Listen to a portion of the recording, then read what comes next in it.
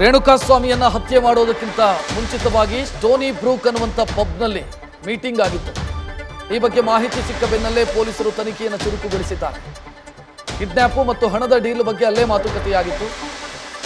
ಆದರೆ ಅಲ್ಲಿ ಮಾತುಕತೆಯಾಗಿರೋದನ್ನ ಆರೋಪಿಗಳು ಒಪ್ಪಿಕೊಂಡಿಲ್ಲ. ಇದರಿಂದ ಸಿಸಿಟಿವಿ ದೃಶ್ಯಗಳ ಹುಡುಕಾಟಕ್ಕಾಗಿ ಪೊಲೀಸರು ಮುಂದಾಗಿದ್ದಾರೆ.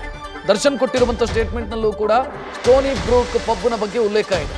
ನಾನು ಅಲ್ಲೆಲ್ಲೋ ಕುಡ್ಕೊಂಡು ಕೂತಿದ್ದೆ, ಈತ ನಾನು ಕರ್ಕೊಂಡು ಬಂದಾಗ ಅಲ್ಲಿಂದ ನಾನು ಎದ್ದು ಪಟ್ಟಣಗೆರೆ ಶೆಡ್ಡಿಗೆ ಬಂದೆ ಅಂತ ದರ್ಶನ್ ಹೇಳಿದಾರಂತೆ.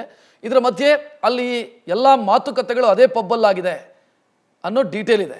ಅದಕ್ಕಾಗಿ ಸದ್ಯ ಪಬ್ನ ಒಳಭಾಗದ CCTV ದೃಶ್ಯಗಳೇನಿದ್ದಾವೆ ಅದಕ್ಕಾಗಿ ಪೊಲೀಸರು ಪ್ರಯತ್ನಿಸ್ತಾ ಇದ್ದಾರೆ. ಆ CCTV ದೃಶ್ಯಗಳು ಸಿಕ್ಕರೆ ಕಾನ್ಸ್ಪಿರಸಿ ಏನು ಅನ್ನೋದು ಗೊತ್ತಾಗುತ್ತೆ. ಯಾರ್ಯಾರಿದ್ರು, ಮೀಟಿಂಗ್ ಏನಾಗಿತ್ತು ಅನ್ನೋದರ ಬಗ್ಗೆ ಒಂದು ಸ್ಪಷ್ಟತೆ ಸಿಗುತ್ತೆ.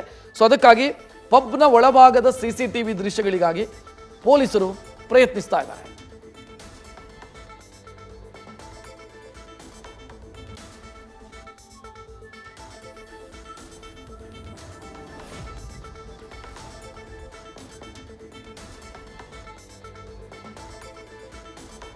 ಈ ಸ್ಟೋನಿ ಬ್ರೂಕ್ ಪಬ್ ಏನಿದೆ, ಆರೋಪಿಗಳ ಪೈಕಿ ಒಬ್ಬನಿಗೆ ಸೇರಿರುವಂಥ ಅಥವಾ ವಿನಯ್ ಇದ್ದನ್ಸುತ್ತೆ, ಇದು ವಿನಯ್ಗೆ ಸೇರಿದಂಥ ಸ್ಟೋನಿ ಬ್ರೂಕ್ ಪಬ್ ಇದು. ಎಸ್, ಇಲ್ಲಿ ಮೀಟಿಂಗ್ ಆಗಿತ್ತು ಅನ್ನೋ ಡೀಟೇಲ್. ಇಲ್ಲಿ ದರ್ಶನ್ ಕೊಟ್ಟಿರುವಂಥ ಸ್ಟೇಟ್ಮೆಂಟ್ ಪ್ರಕಾರ ಕುಡ್ಕೊಂಡು ಕೂತಿದ್ರು ಇಲ್ಲಿ ಅವರು ಮತ್ತು ಅವರ ಹುಡುಗರು. ಆ ನಂತರ ಒಬ್ಬ ಬಡಪಾಯಿಯನ್ನು ಎತ್ಕೊಂಡು ಬಂದರು ಅಂತ ಗೊತ್ತಾದಾಗ ಇಲ್ಲಿಂದ ತನ್ನ ಪೌರುಷ ತೋರಿಸೋದಕ್ಕೆ ಹೋಗಿರೋದು ದರ್ಶನ್. ಈ ಬಗ್ಗೆ ಹೆಚ್ಚಿನ ಡೀಟೇಲ್ ನೀಡೋದಕ್ಕೆ ನಮ್ಮ ಪ್ರತಿನಿಧಿ ಅಂಕಿತಾ ನೇರ ಸಂಪರ್ಕದಲ್ಲಿ. ಅಂಕಿತಾ, ಈಗ ಸ್ಟೋನಿ ಬ್ರೂಕ್ ಪಬ್ನಲ್ಲಿ ಏನೇನಾಗಿತ್ತು ಅಂದರೆ ಕೃತ್ಯ ನಡೆಯೋದಕ್ಕಿಂತ ಮುಂಚೆ ಮತ್ತು ಕೃತ್ಯ ನಡೆದಂಥ ನಂತರವೂ ಕೂಡ ಇಲ್ಲೇನಾದರೂ ಮೀಟಿಂಗ್ ಆಗಿತ್ತಾ? ರಕ್ಷತ್, ಸ್ಟೋನಿ ಬ್ರೂಕ್ ಪಬ್ನ ಮಾಲೀಕ ವಿನಯ್ ಏನಿದ್ದಾನೆ ಆತನನ್ನ ಪೊಲೀಸರು ತೀವ್ರ ವಿಚಾರಣೆಗೆ ಒಳಪಡಿಸ್ತಾರೆ. ವಿಚಾರಣೆ ಮಾಡಿದಂತಹ ಸಂದರ್ಭದಲ್ಲಿ ಪ್ರಮುಖವಾಗಿ ಏನು ಅಂತಂದ್ರೆ ಈ ಒಂದು ರೇಣುಕಾಸ್ವಾಮಿ ಏನಿದ್ದಾನೆ ಆತನ ಕಿಡ್ನಾಪ್ಗೂ ಮುನ್ನ ಅಲ್ಲಿ ಮಾತುಕತೆ ಮಾಡಲಾಗಿತ್ತು ಅನ್ನೋದು ಪೊಲೀಸರ ತನಿಖೆಯಲ್ಲಿ ಗೊತ್ತಾಗಿರುವಂತಹ ವಿಚಾರ.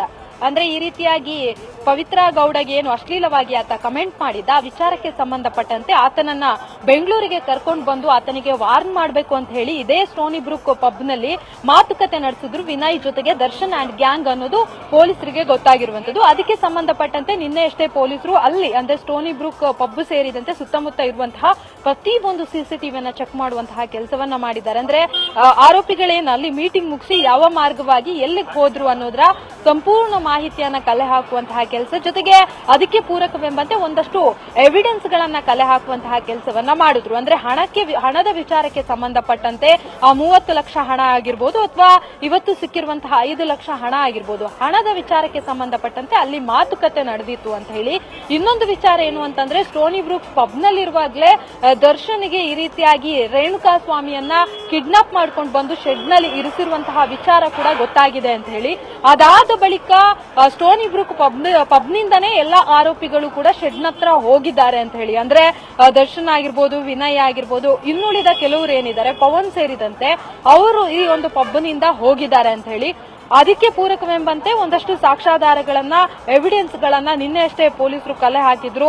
ಪಬ್ನಿಂದ ಹಿಡಿದು ಅಂದ್ರೆ ಇನ್ಸಿಡೆಂಟ್ ಆದಂತಹ ಜಾಗ ಇದೆಯಲ್ಲ ಪಟ್ಟಣಗೆರೆ ಶೆಡ್, ಅಲ್ಲಿವರೆಗೆ ಇರುವಂತಹ ಕಂಪ್ಲೀಟ್ CCTVಯನ್ನ ಚೆಕ್ ಮಾಡುವಂತಹ ಕೆಲಸವನ್ನ ಈಗಾಗಲೇ ಪೊಲೀಸರು ಕೂಡ ಮಾಡಿದ್ದಾರೆ. ಅದರಲ್ಲಿ ಇರುವಂತಹ ವೆಹಿಕಲ್ ಮೂವ್ಮೆಂಟ್ ಏನಿದೆ ಅದನ್ನ ಇಟ್ಕೊಂಡು ಪೊಲೀಸರು ಕೂಡ ಈ ಒಂದು ತನಿಖೆಗೆ ಮತ್ತಷ್ಟು ಎವಿಡೆನ್ಸ್ ಗಳನ್ನ ಕಲೆ ಹಾಕೋದಕ್ಕೆ ಈಗಾಗಲೇ ಎಲ್ಲಾ ರೀತಿಯ ಸಿದ್ಧತೆಗಳನ್ನ ಮಾಡ್ಕೊಂಡಿದ್ದಾರೆ. ಇನ್ನು ಇದೇ ಪಬ್ನಲ್ಲಿ ಮೀಟಿಂಗ್ ನಡೆಯಿತು. ಆ ಮೀಟಿಂಗ್ ನಲ್ಲಿ ಯಾರೆಲ್ಲ ಇದ್ರು ಅನ್ನೋದ್ರ ಬಗ್ಗೆಯೂ ಕೂಡ ಮಾಹಿತಿಯನ್ನ ಕಲೆ ಹಾಕುವಂತಹ ಕೆಲಸವನ್ನ ಈಗಾಗಲೇ ಪೊಲೀಸರು ಮಾಡಿದ್ದಾರೆ. ರಕ್ಷತ್, ಥ್ಯಾಂಕ್ ಯು ಅಂಕಿತಾ ಮಾಹಿತಿಗೆ. ನ್ಯೂಸ್ ಫಸ್ಟ್ ನಿರ್ಭೀತಿಯಿಂದ ನಿಮ್ಮ ಪರವಾಗಿ.